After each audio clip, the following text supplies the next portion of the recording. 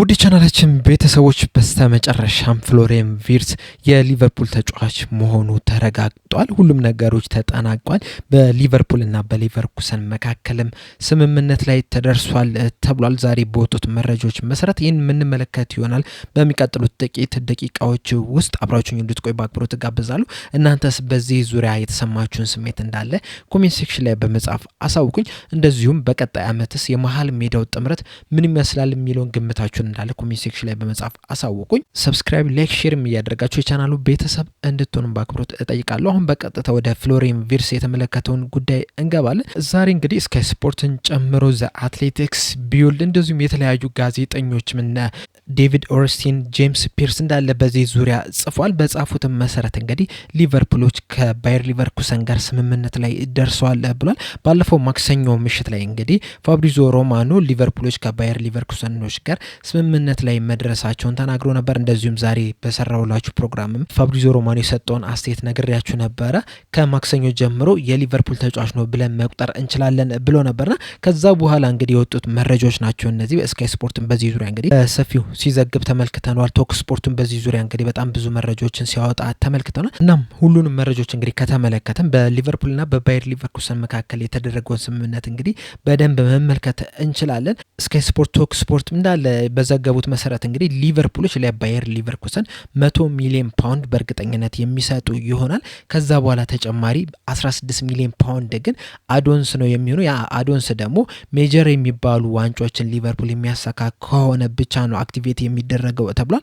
ሜጀር የሚባሉት እንግዲህ ፕሪሚየር ሊግ እና ሻምፒዮንስ ሊግ ናቸውና ሊቨርፑሎች እነዚህን ዋንጫ ባሳካ ቁጥር እንግዲህ ተጨማሪ ሂሳብን ለባየር ሊቨርኩሰን የሚሰጥ ይሆናል። ከዚህ በፊት እንግዲህ ፋብሪዚዮ ሮማኖም በሰፊው ሲናገር የነበረው እንደዚሁም ደግሞ የጀርመን ጋዜጦችም ሲናገሩት የነበረው አንድ ሂሳብ ነበረ። ያም ሂሳብ እንግዲህ 150 ሚሊዮን ዩሮ ወይም ደግሞ 126 ሚሊዮን ፓውንድ የሚል ነበረ። አሁን ላይ ግን እነ ስካይ ስፖርት ባወጡት ዘገባ መሰረት ከሆነ ግን ሊቨርፑል የሚከፍለው 116 ሚሊዮን ፓውንድ ነው ተብሏል። በዚህ ዙሪያ እንግዲህ ፋብሪዚዮ ሮማኖ የተናገረው ነገር ነበረ። ምንድን ያለው እሱ እንግሊዞች የሚሰጡት እንደዚሁም ደግሞ ሌሎች ጀርመኖች አካባቢ የሚወጡት መረጃዎች አንዳንድ ጊዜ እንደዚህ አይነት ልዩነት ያመጣል። ነገር ግን ደግሞ በሁለቱም በኩል እውነታ ሊኖረው ይችላል። ሊቨርፑሎች ይህንን ያህል ገንዘብ ከፈልን ሊሉ ይችላሉ።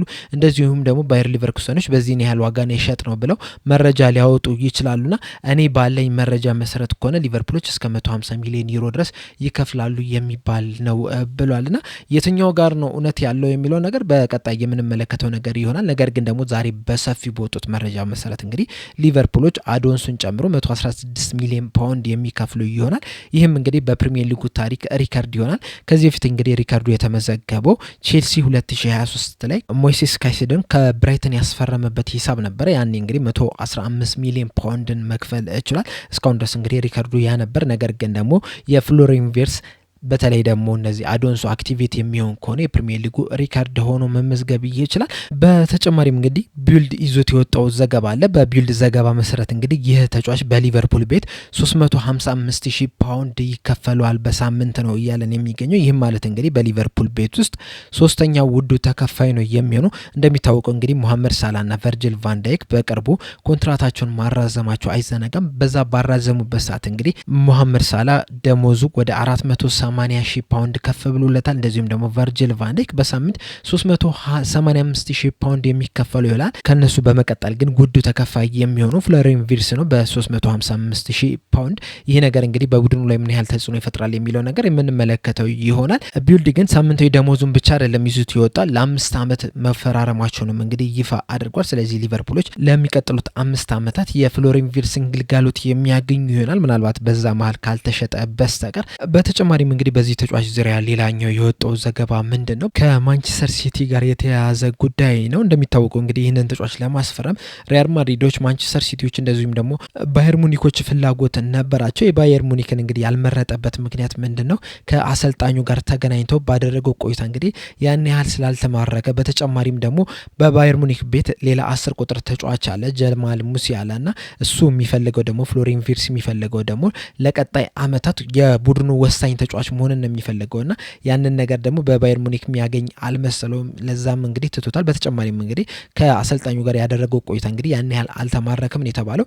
የማንቸስተር ሲቲ ግን ዛሬ ይፋ በተደረገው መሰረት ምንድነው የተባለው ፍሎሪን ቪርስና ተወካዮቹ እንግዲህ ከፔፕ ጋርዲዮላ ጋር ግንኙነት አድርገው ነበረ እና አውርተው ነበር ነው የተባለውና ከዛ በኋላ ፍሎሪን ቪርስ ፔፕ ጋርዲዮላ ምንድነው የጠየቀው ከኮንትራት መጠናቀቅ በኋላ ምን ያህል በማንቸስተር ሲቲ ቤት ትቆያለህ ወይ የሚል ጥያቄ ነበር ያቀረበለት። ከዛ ከፔፕ ጋርዲዮላ ግን ያን ያህል አመርቂ መልስ ስላላገኘ የማንቸስተር ሲቲን ጥያቄ ውድቅ አድርጎታል ነው የተባለው። ከዛም ግን ከሊቨርፑል ከአሰልጣኝ አርነ ስሎት ጋርም ተገናኝቶ ነበርና የአሰልጣኝ አርነ ስሎትም የተነጋገሩበት ሁኔታም እንግዲህ ማርኮታል። በተጨማሪም ደግሞ በተለይ ሞሐመድ ሳላ ከወጣ በኋላ የሊቨርፑል ወሳኙ ተጫዋች ይሆናል ተብሏል። እንደዚሁም ደግሞ በቀጣይም በሊቨርፑል ቤት 10 ቁጥር ቦታ ላይ እንደሚጫወትም ተነግሮታል ነው እየተባለ የሚገኘው። እንደ ማረጋገጫም ተሰጥቶታል ነው የተባለ የሚገኘው። በእርግጥ ይህ ተጫዋች እንግዲህ 10 ቁጥር ቦታ ላይ እንደዚሁም ደግሞ በሁለቱም ክንፍ መጫወት የሚችል ተጫዋች ነው። በተለይ 10 ቁጥር ቦታ ላይ ሲሆንና ብዙ ኳሶች ወደ እሱ ጋር ሲቀርቡ እንግዲህ ምን ያህል ጎበዝ ተጫዋች እንደሆነ በተለያዩ ጨዋታዎች ላይ ተመልክተናልና ለቀጣይም እንግዲህ በሊቨርፑል ቤትም እንግዲህ 10 ቁጥር ቦታ ላይ ይጫወታል ተብሎ ነው የሚጠበቀውና ቅድም መጀመሪያ መግቢያችን ላይ እንግዲህ ያነሳሁላችሁ ጥያቄ ነበረ። ቀጣይ አመት የሊቨርፑል የመጀመሪያ ቋሚ ተሰላፊ ውስጥ መሀል ሜዳ ላይ የሚገቡት እነማን ይሆናሉ ብዬ ጠይቄያችሁ ነበርና ለሌሎቹ ተጫዋቾች እንግዲህ በጣም አስቸጋሪ ሊሆንባቸው ይችላል ቀጣይ አመት። ከወዲሁ እንግዲህ ሃርቪ ኤሊየት በሊቨርፑል እንደማይቆይ እየተነገረ ነው የሚገኘው። ከሱ ውጭ ግን ያሉትን የመሀል ሜዳ ተጫዋቾች ስንመለከታቸው ግን ፍሎሪን ቪርስ ወደ ሊቨርፑል መምጣት እንግዲህ ምናልባትም ከባድ አመት ከፊታቸው እንዳለ ወይም ደግሞ ጠንካራ ፉክክር እንደሚገጥማቸው ማሳያ ነው የሚሆነው። ምክንያቱም እንግዲህ ሁለት ቦታ ነው የሚኖረው። ፍሎሪን ቪርስ ለቀጣይ አመታት ቋሚ ተሰላፊ ይሆናል ተብሎ ነው የሚጠበቀው እስካልተጎዳና እረፍት ለመስጠት ካልሆነ በስተቀር እያንዳንዱን ጨዋታ ይጀምራል ተብሎ ነው የሚጠበቀው። በዚህ ሰዓትም እንግዲህ 10 ቁጥር ቦታ ላይ ይጀምራል ተብሎ ነው ግምት ውስጥ እየገባ ያለውና የሚቀሩት ሁለት ቦታዎች ናቸው። ሁለቱን ደብል ፒቮት ማን ነው የሚሰለፈው የሚለው ነገር እንግዲህ አስቸጋሪ ነው ለመወሰን የሚሆነውና የቀሩትን ተጫዋቾች ስንመለከታቸው ማካሊስተር፣ ግራቨንበርች፣ ከርተስ ጆንስ እንደዚሁም ሳቡዝ ላይ ለሁለት ቦታ ይጫወታሉ ተብሎ ነው የሚጠበቀው። እናም ለቀጣይ አመት እንግዲህ ከባድ ፉክክር የሚጠብቃቸው ይሆናል እርስ በርሳቸው። ከዛ በተጨማሪ ግን ፍሎሪን ቪርስ ለሊቨርፑል የሚሰጠውን ጥቅም በጥቂቱ ከተመለከትን እንግዲህ በዝርዝር እንግዲህ ለሊቨርፑል ፊርማውን ሲያኖር ከሜዲካል በኋላ በደንብ ይዘን የምንመጣ ይሆናል። ለአሁኑ ግን ስንመለከት ባለቀው የውድድር ዘመን 2024-25 ላይ እንግዲህ ሊቨርፑል በተለይ ደግሞ ከመሀል ሜዳ ተጫዋቾች በጣም ብዙ እጥረት የነበረበት አንደኛ ቻንስ መፍጠር ነው፣ ሁለተኛ ደግሞ ጎል ማስቆጠር ነው። ያንን ነገር ይቀርፋል ተብሎ ነው የሚጠበቀው። ምክንያቱም እንግዲህ በባየር ሊቨርኩሰን ቆይተው አምና ባለቀው የ2024-25 የውድድር ዘመን እንግዲህ 45 ጨዋታዎችን ማድረግ ይችላል። በእነዚህ 45 ጨዋታዎች ደግሞ 16 ግብና 15 አሲስት ማስመዝገብ የቻለ ተጫዋች ነው። እንደዚህ አይነት ቁጥራዊ መረጃዎችን ደግሞ ለሁለት አመታት ሲያስመዘግብ ነው የነበረው። አምናም ካቻምናም እንደዚሁ ሲያደርግ የነበረውና በአምስቱ ትልልቅ የአውሮፓ ሊጎች ከተመለከተን በ2023-24 እንደዚሁም 24-25 የውድድር ዘመን ላይ አሲስት በማድረግና ጎል በማስቆጠር እንግዲህ የተሻለ ቁጥራዊ መረጃዎች አሉት ከሞሐመድ ሳላህ ጋር በመሆን ማለት ነው። ከ20 ጎል በላይና ከ20 በላይ አሲስት ማስመዝገብ የቻሉ ተጫዋቾች ናቸውና በዛ ነገር ላይ እንግዲህ ሊቨርፑልን ያጠነክራል ተብሎ ነው የሚጠበቀው።